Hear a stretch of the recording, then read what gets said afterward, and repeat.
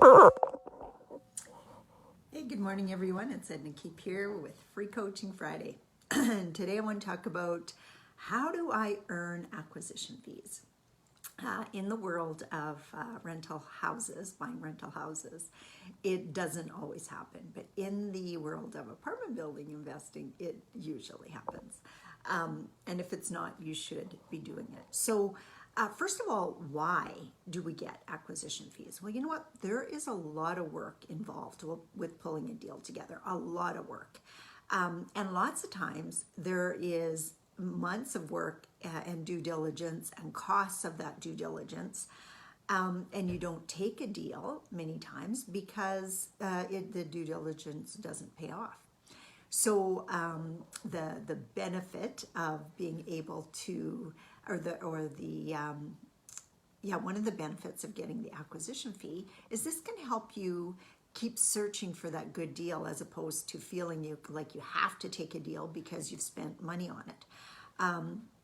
Because the worst thing that you can do for your investors is to end up getting them in a bad deal. And I mean, sometimes it happens. Sometimes you can't totally figure out everything ahead of time.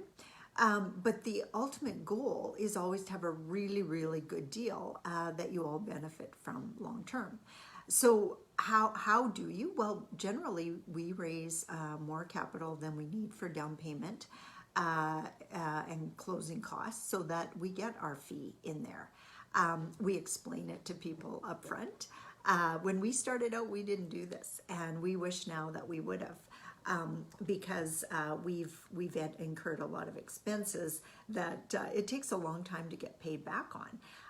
And it does limit your growth as well. If you've got these costs again and again and again that you're putting out there and then not able to complete the deal, I've seen people have to quit because they put out some money out of their own pocket and then just eventually ran out because they just weren't able to find that good deal. Maybe an environmental came back that didn't allow for the purchase.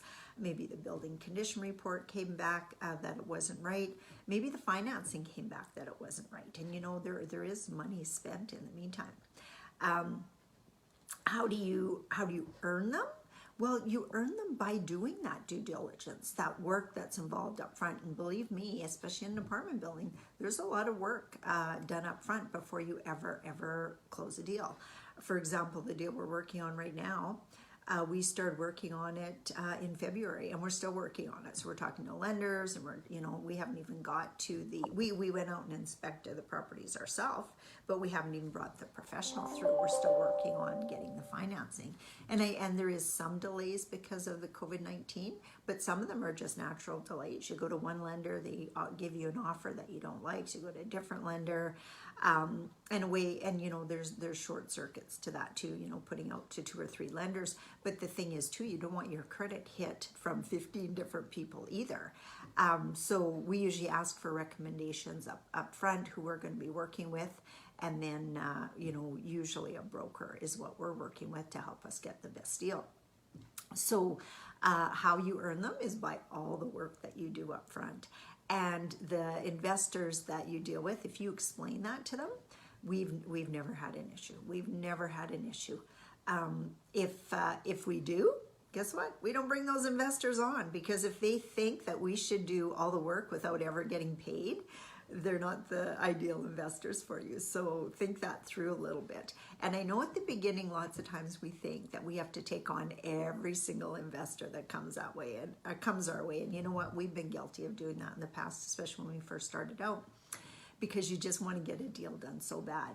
But believe me when I say that some investors are nightmares and you do not want to deal with them. So they start showing their true colors right away, being demanding and stuff like that about stuff over and over and above. And I always figure, you know what?